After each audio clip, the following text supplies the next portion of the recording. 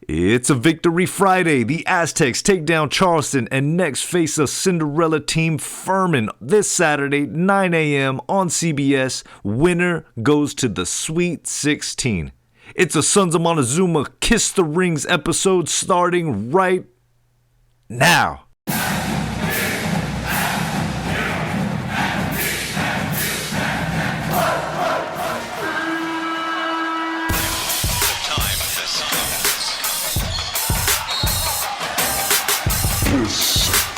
The Rings. We game time. Here we go with game number 2. Oh, they go inside with a nice dunk. Keyshawn Johnson slams it 9.5. They don't like the double team down here, but from Bradley. they're just getting torn apart in the paint right now. Puts it inside. Fighting for the ball and picked up by Butler. They've got numbers. Bradley, the colors. It's off to Parrish. Shot! A 3, and he's got Diego State goes on to win. And Brian Dutcher gets his first win in the NCAA Tournament, and they advance. You be taking every time you step into the field. If someone could take out Alabama, it would get a lot easier. Well, apparently the police can't. You know what I mean? So. Ooh. Dun-dun-dun-dun-dun-dun-dun. Dun-dun-dun-dun-dun. Aztecs win. Let's go, man. Good morning, Vietnam. What is going on, everybody? It is the Sons of Montezuma podcast. And this is a Victory Friday, Victory Thursday, Friday on into Saturday because the Aztecs finally won. Got the monkey off Coach Dutcher's back. This is Mateo San Diego. As you can tell, we are a little excited because the Aztecs beat Charleston Cougars in the first round of the NCAA Tournament. It's Mateo San Diego. You are listening to the Sons of Montezuma podcast. I am joined with, you cannot stop him, you can only hope to contain him, the man, the myth, the legend, Fiend Stradamus himself. What is going on? What's up, guys? Aztecs win. There are no bad wins in March. Let's survive in advance. Move on. Let's go.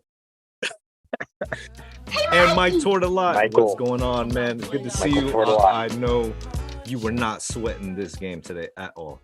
No. I was sweating. I was yelling. I love this because it is 100% survive in advance, and we found a way to win again, man. We found a way to win again despite some of the buku calls from the refs, man. There were some questionable calls, deeply questionable, but we won. You know what the interesting thing is? The last time we went to the Sweet 16, Spokane, Washington, yes, Xavier Thames team, we beat the 13th ranked team and the 12th ranked team in the tournament. We've already taken out the 12th. Now we get to play the 13th. And I was in San Antonio, and guess where I'm going next week? Ooh, really? San Antonio. Life. Oh, that sounds interesting. Okay. Yeah. Hey. Do you guys know how excruciating it was for me today? Yes. We were talking. We were texting. I'm like, there's no way he's focusing on work. I'm like, there's no way he can be focusing. That's all I could do because I had to focus in on work because I had nothing else to do. I couldn't get on my phone. I couldn't. Right. How difficult was it? It was hard. 5.5 hours of just sweating I want to turn on this phone. I want to get the score. And I was like, no, I can't do it. I got to wait until I get home. I've got it recorded. I had the sign outside the door of my office that said, please don't tell me anything about the SDSU basketball game. And I had all my devices off. The radio was off in my car. So literally when I got home, I had not heard a thing and watched the game from start to finish. I sympathize with you, man, because I know a lot of Aztecs fans here on the West Coast. We were all in the same boat together, right? All Aztec Nation. We were just, crying and complaining because we win the Mountain West last week in Las Vegas, and our reward was getting shipped down to the dirtiest part of the South there in Orlando to play. Okay, the Charleston Cougars are basically playing in their own backyard, but we prevailed 63-57. The Aztecs win. I basically excused myself on my lunch break. I told my boss, I was like, hey, man, so tomorrow, I told him this on Wednesday. I was like, tomorrow I'm going to get a little bit of a stomach ache tomorrow around 11:30, but I'm going to be okay. I'm going to be all right. I'm going to make it through. But I'll be back. It's going to take me a little bit of time. Sure enough, that stomach ache kicked in around lunchtime. I went down and met up with the fellas. We watched the game. We watched the Aztecs victory, but many of you guys were stressing it out because you could not get that time off. Fiend, you finally got to see the game when you went home after shutting down all your devices. You saw the Aztecs pull out the crazy victory. What is your first thought, your initial thoughts on this first step, this first victory in the Big Dance? It was an ugly win, but we won. And that's all that matters. You know, we certainly did not play up to our potential. I think we might have played down a little bit to our competition. It was an ugly game. A lot of turnovers, especially in the first half. A lot of turnovers, no rhythm on offense, and but we just grinded it out, and we came back. And there were a couple guys that really stepped up in this game, which it seems like all the games that we had in the Mountain West, we had one or two guys, rise up to the occasion and really kind of carry us.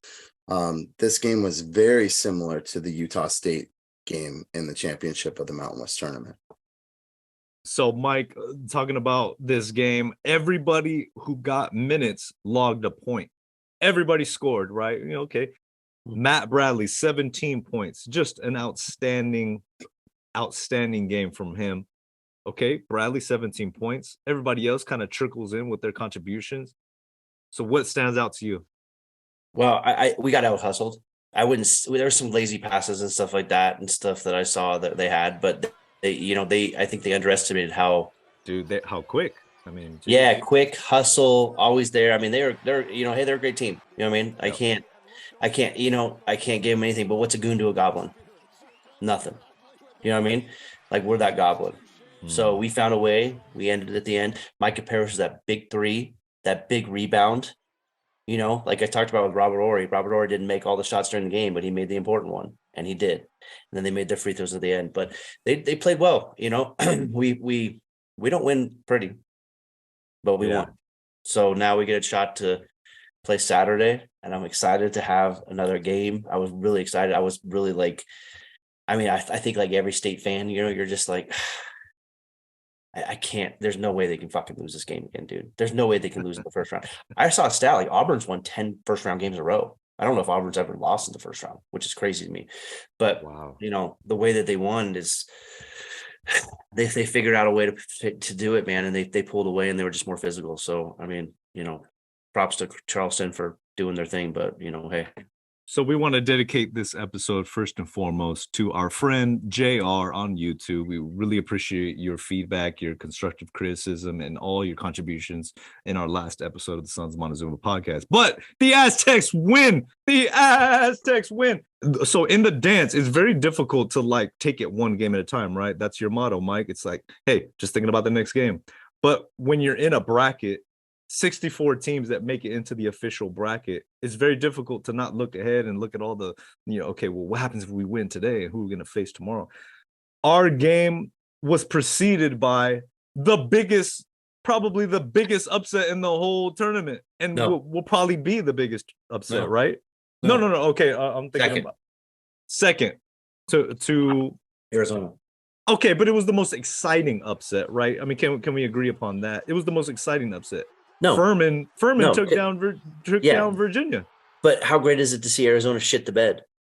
I mean, let's be honest. You know what I mean? Like when you see, Darth Maul get beat at the end by Obi-Wan Kenobi or whatever that shit is. All you Star Wars dudes, don't correct me for this because I'm not a huge Star Wars guy. But they're you know what I mean? They just piss on Arizona, man. And remember those guys we met at the bar? So we met this guy. His buddy introduced us to him as Dirty Steve. And then our friend Devin came down. He's like, "Hey, I'm Steve." I'm like, "Whoa! What happened to Dirty Steve? Where'd he go? He was here a minute ago." Now, for the listeners who don't know, this is in Vegas at the tournament because Pac-12 has their tournament as well, and we got a chance to meet some Arizona fans. But they were cool, they're great guys. Air Force pilot, nice guy, but Dirty Steve was dirty, whatever. But I'm talking about the most. Come on, Furman is the story of the tournament today. Princeton, whatever. Furman, the way that they won That was that crazy. game was insane. So you immediately see them pull off this just crazy upset over Virginia, and it took me back to Florida Gulf Coast. And I hate to say it, it took me back because that is the exact same scenario. Florida Gulf Coast was the darlings. They were crowned the Cinderella that year because they took down Georgetown. And I'm seeing Furman take Virginia down, and I'm like, oh, okay, this is the scenario we're at again. Our time comes to play the game. And it's like, we got to handle business, guys.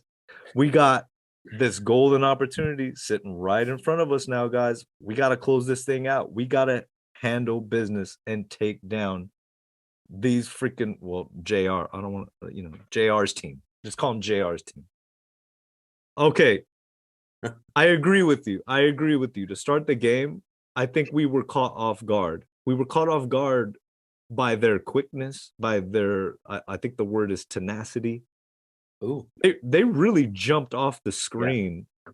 And even watching their conference championship highlights, their guard play is really, really quick and fast.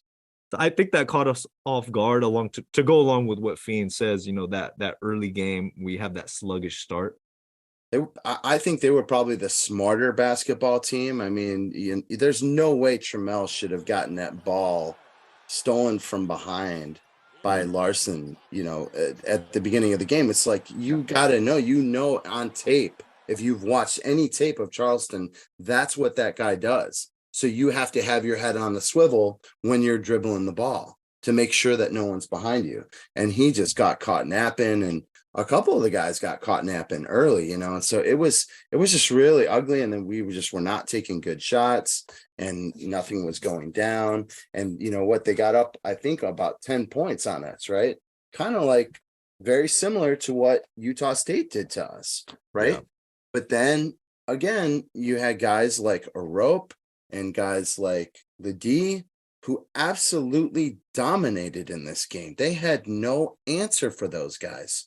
We pounded them inside. Ledee was all over the glass. That's one thing that they're really good at, is getting offensive rebounds. And he was snatching every rebound. All the hype that we heard about Ledee coming into the season, it's real. Because that guy has just been playing out of his mind for like the last, 10 games or so. And so, look, we had another slow start. Look who was on the floor, all right? It's not a discredit to the guys that are starting, but we're getting off to some slow starts. And then we put in Arope, we put in Ledee, and then it seems like we start to get that push. So we just have to wait for that. And that's what happened. And without the performance of those two guys and Bradley, who I thought was fantastic in this game, I think we would have had we easily could have lost that game. Those guys, like I said, each game there's someone who steps up, plays a big role. Today it was their turn, and we got it done. Yeah. Ooh. I mean, I think honestly, I think the pressure of the opportunity kind of got to them at the initiality of the game. I think there was a lot of pressure on those guys. They knew they have to be the team to win this game, because if they would have lost this game, it would have been a different discussion. And I think they were tight. I think they were a little nervous, rightfully so. The first game is always tough. NCAA tournament. Charleston was playing with house money. They had nothing to lose. We had everything to lose. We were a little tight. I mean, we won by 6, but they shot 32% from the field and 20% from 3-point line. And I think we held them 23, 24 points below their regular season average. It's almost identical to what happened in the Utah State game. Yeah. If you look at the statistics, if you look at the 3-point shooting, we did the exact same thing to Charleston that we did to Utah State. And we leaned on our defense, and our defense won us this game. And we did just enough on offense, to win it. I mean, look, yes, the guys, the deck was stacked against them, right? Because they landed a couple nights ago after midnight and didn't get to the hotel until 1 a.m., I think Eastern Standard Time. You're playing an early tip. You're a West Coast team, and guess what? You get the early tip at noon on the West Coast, 3 p.m. on the East Coast. But anyone who's traveled to the East Coast knows that it takes some time to get adjusted, right? And historically, we do not play well at that early tip. We did not play well against Colorado State at that 12 p.m. tip. We did not play well against St. Mary's at that 12 p.m. tip. So, and then Charleston with all their fans and everything, the Cinderella and all that stuff, we're going to come out flat. And that's exactly what we did. But the resolve of this team, the grittiness of this team to keep fighting back and to not give in is what I really admire. And, a lot of teams that go on runs to the Final Four have a first game like this in the tournament before they explode. And that's what I'm hoping that this team does, that we get shot out of the cannon, kind of like we did in, the San Jose State game. You get to reset. You've adjusted to being on the East Coast. You've played a game there in Orlando. Now let's go play loose and play our game. And that's what I'm hoping that we do. And we cruise to victory versus Furman. I'm not predicting that, but that's my hope. The start time just came out. We play at 12:10 Eastern time Saturday, 9:10 our time. See, we just cannot get a break there. Why can't we get a 3 p.m. game in the afternoon on the East Coast? Or is it 3 p.m. or 6 p.m. on the East Coast and 3 p.m. our time? Why can't we get that? I'll tell you exactly why. Why. We're not Duke. We're not. Exactly. The NCAA tournament, Mike touched on it last week on our last episode. It's about the storylines. It's about what's marketable. There is absolutely nothing marketable about Furman versus San Diego State. Yes, we're a quality program, but we're still that G5 program. We're still not that. We're that mid-major program that's not going to get, like you said, we're not Duke. And we hang our hat on defense, which a lot of people think is boring because it's not like, jacking up a bunch of threes and getting, a bunch of points, scoring 80, 90 points. And so they're not going to put that in prime time. But the other thing is we're playing in the South region, right? So those are going to be probably earlier tip times than what you would find in West Coast brackets, or where they're holding the regionals. The frustrating part, there were two frustrating parts of this Charleston game to me. One was the turnovers, right? In that first half, all the turnovers that were just basically giving them all these scoring opportunities, digging ourselves a hole, which we eventually came back, to close out the half just amazingly. But exactly what we're talking about is it really felt like our side of the bracket, whether it's us and Charleston or Furman and Virginia, it was there. These matchups are specifically created, right, to bring about certain results. And it felt like in this game, our defense was so good in the second half. It just felt like there were forces at hand trying to make this game a little more closer than what it should have been. Whether you want to say they're whistles, certain fouls, it just felt like things were being dictated just ever so slightly, ever so manicured, just to make sure that this game was tighter and more tightly contested than what it should have been. I mean, we should have honestly won this game by at least 10, 15 points. We covered though. I think we covered, right? You had that video of your friend at the bar who, was all excited because he covered. So, I mean, we did what we were supposed to do. Right. But yeah, I mean, I think some of that a lot of it actually was self-inflicted. I mean, yes, the refs had probably something to do with that, but I think a lot of it was our own making. Well, there was a few where the guy on Charleston kind of he was dribbling and he kind of tripped and fell and stumbled and nobody touched him. And they called a foul on, I think, Seiko. Yeah. That was bullshit, dude. And there was one or two, I can't expect the rest to be perfect, but there was quite a few, 3 or 4 calls. We were just like, really, dude? Like some pretty egregious calls. So, but whatever. I mean, you know what? At the end of the day, it don't matter. We won. They didn't. They get to go home to that haunted ass town. And it's haunted because of Civil War. Read a book, Matthew. You know what I mean? You went to Patrick Henry. I believe he was a Civil War guy. So that's that they can go he back. Was like revolutionary war. Yeah, I'm not. You need to read a book. We'll omit all that. I love your give me liberty or give me death. Come on now. That was Sean Connery in The Rock. That's what that was Sean Connery. But yeah, I love your it's comment on the Goblins. I love your comment on the Goblins because Right. we are the Goblins that haunted yeah, the Charleston Cougars. We That's we from, literally like we are one- like the program that no one in America likes.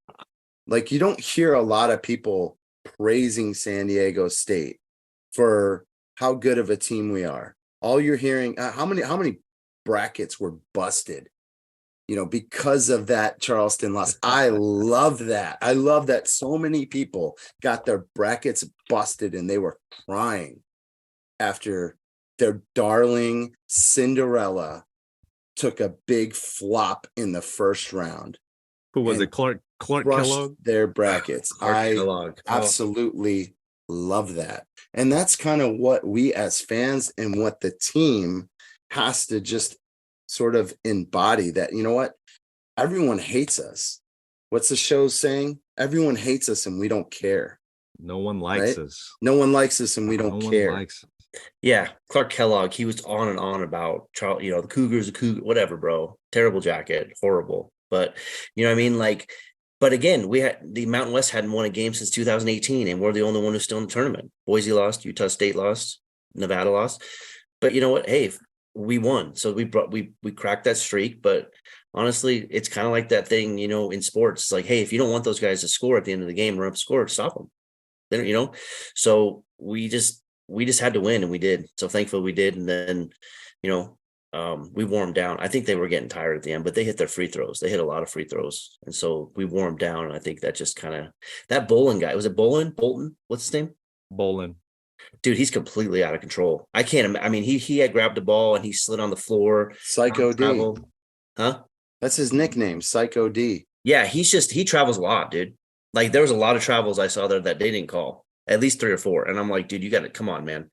Like where the guy, he grabs it and just slides on the floor. That's a travel. You can't just grab the ball and slide on the floor like that. You know what I mean? Like, Mikey, what? he's sliding out of the NCAA tournament. Oh my, the dad joke. Do. I'll give some information about Furman in just a second before The we Paladins. Yeah, we'll get into that. What's a paladin? Is that like a bird? I told you we'll get into Damn, man, Mikey. We'll get in. Come on. Mikey always wants to jump ahead, and he always wants to I tie a bow know. on the So whole that's- so we're- season after we're just every gonna have- take. Well, we Yeah. just won, so that's it. The end of the season. Right. End of story. Like, yeah. Well, I mean, You live and you die, guys. Hey, what death taxes and Aztec Like, basketball. just shuts down like any take whatsoever. we're all gonna Shut die the sometime, door on guys. it, man. So we're just gonna have to beat the whole state of South Carolina. Well, Oh god. Yes. Okay, let's give everybody some love because everybody came to play pretty much in this game. So as we said, Matt Bradley 17.7 rebounds as well. Jalen D, Agwek, a rope, and Kashad Johnson all had 8 points each. Lamont Butler and Micah Parrish both with 7. Darian Trammell have 5. What else are we looking at? Nathan Mensah with 2 and Seiko with 1. A really big free throw. So everybody contributed across the board, defensively, offensively. There were a lot of mistakes, but there were a lot of big plays. Mike, you said Micah Parrish hit that huge 3-pointer. He's, just an amazing clutch performer. And the free throws down the end, the guys made the free throws to win it. Okay, so we survived in advance. Let's close the door on Charleston. I'm done talking about these fools and their delusional fans trying to talk trash in our live feed. So it's done. It's a wrap. There's not a lot of time to turn around because we play, as Mike just said, 9 a.m. on Saturday morning, which is absolutely ridiculous. But it's the hand, it's the cards that we've been dealt. It's the hand we got. And Furman, as you said, Mike, Furman also located in South Carolina. Yeah, sorry, I didn't mean to jump ahead. The Paladins. You guys know what a Paladin is? Yeah. Break it. Also called the 12 Peers, or 12 legendary knights, the foremost members of Charlemagne's court in the 8th century. That's interesting. That's a French thing, right? Charlemagne. It's not Charlemagne the god, not the rapper, right? King Charlemagne, right? He was French.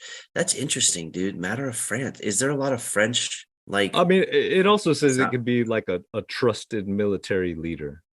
as for a medieval prince. Really? Oh. We got a game at 9 in the morning? Well, 12 Eastern, 12:10 Eastern. Of course, but that's 9 in the morning here. Yeah. us. What you're not gonna be up? I'll be up, but man, these are the dumbest tip times that we've gotten. You take a team from the West Coast and you give them a 9 o'clock tip time in their time zone. Hey, that's the price you pay for playing Charleston and Furman. I mean, these are two teams that do not make the dance hardly ever. So we can complain all we want about the seating, the matchup, the location, the time, but I mean, look who we're playing. There's no excuse to not win these games. There's no excuse. If you guys watched that Virginia game, they had multiple opportunities to close that sucker out. Missed free throws. I mean, the most fluky turnover you've ever seen in your life. The dude gets the ball in the backcourt and just launches it, thinking that he's Magic Johnson throwing it across the court when they beat Portland to go to the finals again. Like I'm sorry, this is not your storybook ending. They took advantage and they scored a 3 to win the game. You know what that reminded me of? It reminded me of us last year versus Creighton. Just you had to bring that up. Well, I'm just saying, I mean, it's not us, right? That's in the past, but that's the way they're feeling. Hey, we know that feeling all too well. And I think that's what kind of makes this victory so sweet for Aztec fans. As ugly as it was of a game, we got the win, but it's a win. We have not won since 2015? 15, yeah. 15. I mean, so this is a huge win for San Diego State. I don't care how they won. We won, and it's awesome.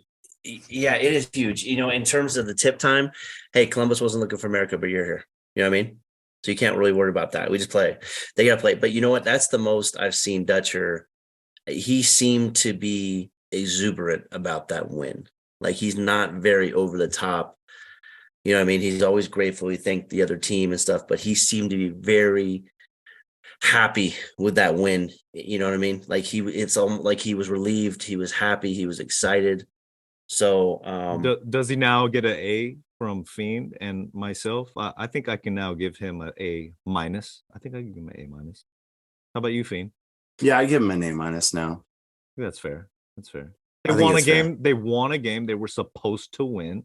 They barely, they got it done. They covered. Okay, A minus. I got you. Now, if we could beat Furman, another game that you're supposed to. Let's talk about Furman, guys. Let's talk about Furman. They're 28-7 overall, 15-3 in the conference. They are streaking. They've won 7 in a row. And so, hey, they took down Virginia. I don't care how you do it. They took them down. That was a big upset. That was one of the big upsets that everybody was calling for, besides our game that obviously didn't happen. Look, everything I've heard about Furman is that they also play at a very heightened pace, similar to Charleston, just not on that insane level. I mean, because, dude, we all saw the game. Charleston they were very quick. They just jack these threes up every chance they get. They are like a healthy medium, Furman is. So, Jalen Slauson, 19 points against Virginia. He supposedly is their guy. I'm looking at Marcus Foster, also had 14. But Slauson, from what I understand, is their guy. He's what makes it go for them. He's 6'7", 216 pounds, obviously forward. So, I mean, I come into this game feeling very confident as well that our defense is going to be able to handle, and not many guys in the front court are going to be able to take on all that we bring, all the muscle that we bring against them. So I'm feeling pretty good. My question is in the backcourt. And, we're big Lamont Butler guys. We're very big on our players, but at the same time, our backcourt, to start another game off with so many turnovers, it can't happen. So that's my bit of concern is, okay, next level, new heights, new depths, whatever you want to call it. Hopefully they've settled in, you know what I mean? Get their feet wet a little bit. I mean, it's going to be a super early game again, but to start out with that many turnovers in the first half, I mean, it can't happen, guys, right? Yeah, they have to find a way to get ready. I don't know if it's going to take Dutcher like just getting up early in the morning and like banging on some pots and pans and getting the guys moving and going and excited early in the morning. We cannot afford to start off flat again like we have with these early tip times. I will say this Jalen Slauson guy, I just can't wait until he meets a rope and KJ, because as good as that guy is, their defense is amazing. Yeah. And I mean, when you look at like the metrics, sorry, Mike, but when you look at the metrics, Furman is a really good offensive team, very kind of similar as far as like their offensive efficiency to New Mexico, but they're really not a good defensive team. And the reason why they gave Virginia trouble in that game, and they won that game, is because Virginia can't shoot. They are a terrible offensive team. And I think we are on both ends better than Virginia, despite them having the 4 seed. Obviously, they get that ACC bias. We had a much higher KenPom rating than Virginia. So I think that on defense, they are actually probably going to be worse than Charleston. And I think there's real opportunities there to score some points while playing our defense and helping to slow down, their potent offense. Here's 2 things that concern me. Nathan Mensa's last 2 NCAA games, he has 2 points. And 2 came today. I don't know what that is. Hopefully he figures it out. I thought the game was a little bit too big for Trammell. I think he was pushing. I think he wasn't, and he caught his feet. He got his wind. I think he's going to have a big game on Saturday. I think initially I was watching the game. I was like, I think Trammell, it's a different beast. I mean, let's be honest. Seattle U is not San Diego State. It's not the NCAA tournament. You know what I mean? So it's not to denigrate his athletic ability. I just thought he took him a minute to get his, with that steal. That was kind of a silly, have that guy steal on him. But I think he got his wings under him, and I think he's going to have a big game on Saturday. But the Mensa thing is interesting. I'm glad we have Ladie, but hopefully Mensa comes out. But I mean, he had 2 points today, and then he had 0 last year at Creighton. And he only played 14 minutes today, and he played 13 last year. So, I think, defensive player of the year, great player. But again, I think it kind of goes back to my saying in the NCAA tournament, you got to score points to win the game. And he had that wide open little look, and he kind of shorted it. So hopefully he figures that out and plays better, with another game under his wing. And he's just can do whatever he wants. Seiko, we got to get some open looks. They didn't let him get many looks. They're not running any offense for him. I'm not going to rehash this because I've been talking about it all season long. Yeah, they weren't running anything. They don't run any offense for Seiko, which is just maddening because he got 1 look, and it wasn't even a really good look that he airballed, but I mean, I'm not going to go there, man. I've already been there. I've already just trashed like Dutcher and Acker for their offense. I'm not going to go there again. It's just is what it is at this point. And so we just have to go with what they're running. I will say this, because I was having some excellent conversations in our post-game celebratory night out and around San Diego. And I love Seiko. I think against this Charleston team, though, they have some really quick guards. I wish they would run more action for Seiko, but I also don't see Seiko being necessarily the quickest dude out there running through screens and being able to just completely run, that type of offense all day long. It's got to be some like really, really, really interesting times to get him open looks. I'm a big proponent of Lamont penetrating, the dribble drive and then dishing it out to Seiko, which I think they could do really effectively because Lamont is just he's got such a burst. He's got such a quick first step to the basket. Coach Dutcher, Coach Acker, Spain pick and roll, elevator screens, run them. Yeah. He will get many open looks if you run those plays. Well, I feel like they didn't run any in this game.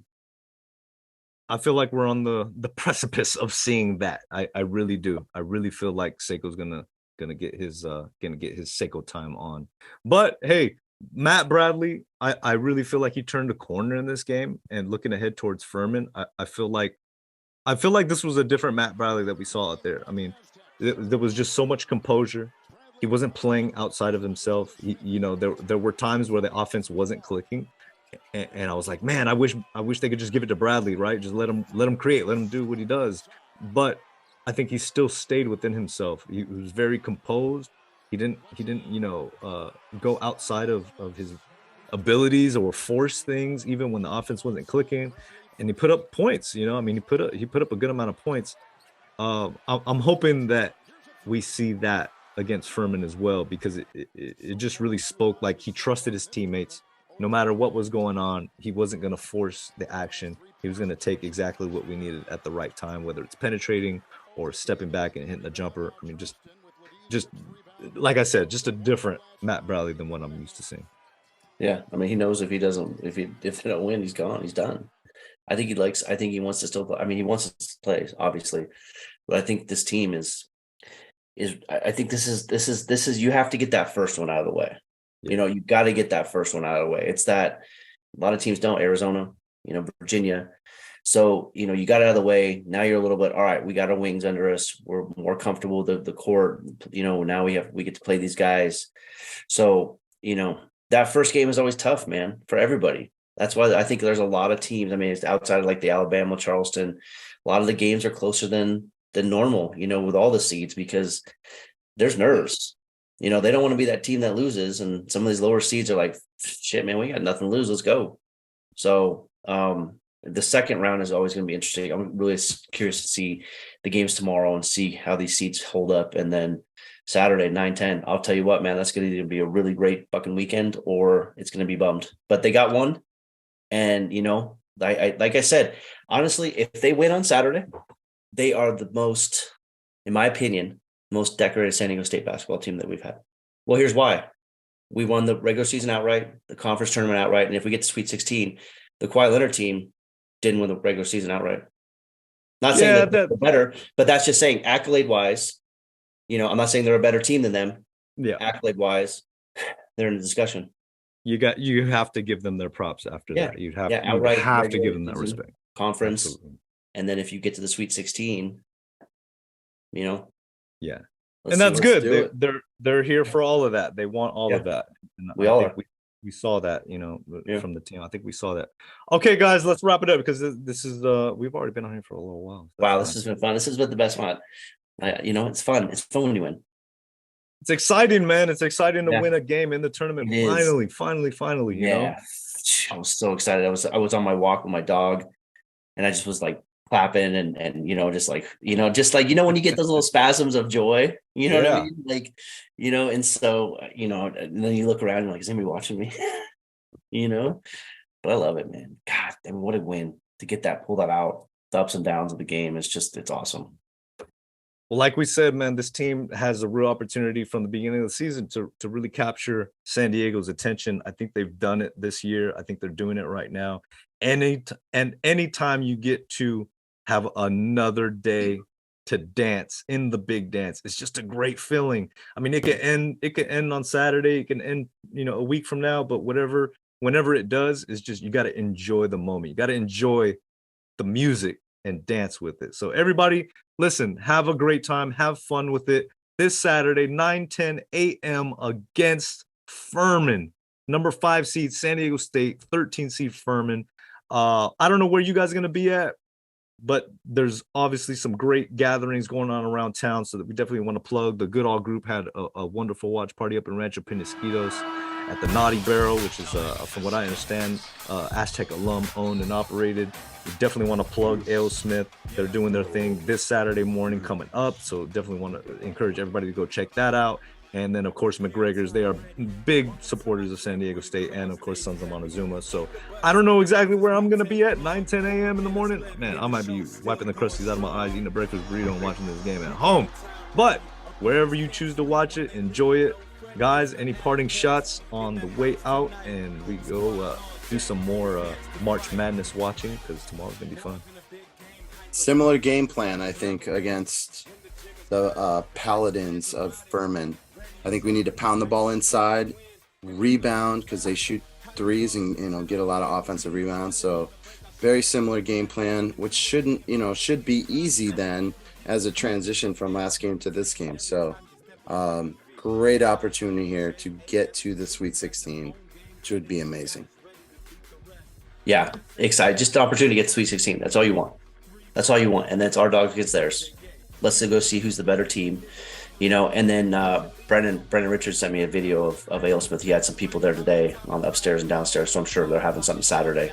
Absolutely. So check with that. They have a new Tony Gwynn can out too, by the way, double IPA that just came out, which looks pretty cool. I think it comes out Saturday. So check that out. And then yeah, man, go Aztecs. We live to fight another day. And you know, on to Furman, and let's beat South Carolina like they owe us money.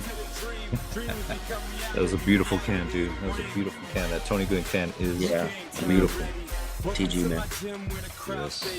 All right, guys. Thank you for tuning in. Everybody, enjoy yourselves this weekend.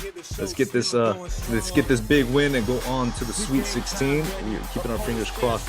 Until then, check out sonsofmontezuma.com. Make sure you get your NIL merchandise while you can, while the season is still fresh and still going. Thank you for everybody supporting on the latest Lamont Butler shirt. It's been a hit. It's been an absolute hit. It's on fire. All right, guys. Thank you for tuning in. Until next time, sonsofmontezuma.com. Go Aztecs.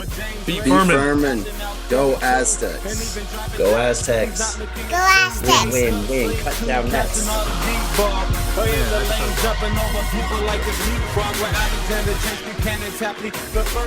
Breaking all the ankles as they fit in the hurt. Last but not least, your boy Wild Limit.